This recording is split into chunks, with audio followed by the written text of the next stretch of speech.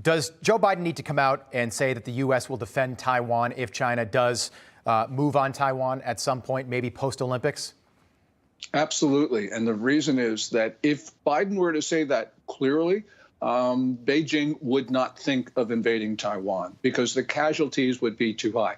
Even if China thought it could be successful, it wouldn't do so because China's regime right now is extremely casualty averse.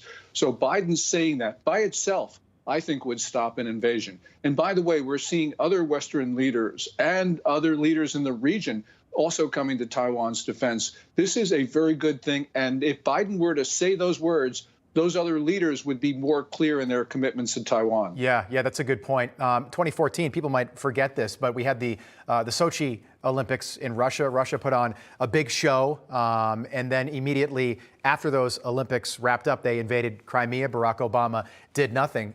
We've been talking about this for a while, but could we see something similar? Could we see the Olympics in Beijing wrap up, then China moves on Taiwan, and Russia moves on Ukraine?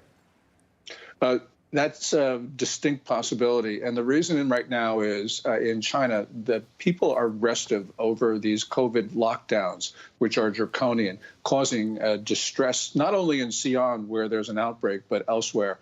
And we don't know exactly what the political calculations are for Xi Jinping, but we do know that he's under intense criticism from other senior Communist Party leaders. So he could very well decide that now's the time to march on Taiwan, Philippines, Japan, India, you name it, in order to distract his domestic critics. Gordon, just 5 seconds for everyone at home right now. Do the people of Taiwan want reunification with China? Is that something they want? No, self-identification surveys show 80% of them believe that they're Taiwanese, not Chinese. They believe, they want good relations with China, but they believe that they are a separate country called Taiwan. And it should stay that way. Gordon Chang, as always, thanks so much. We appreciate it. Good to see you. Happy New Year. Happy New Year, Rob.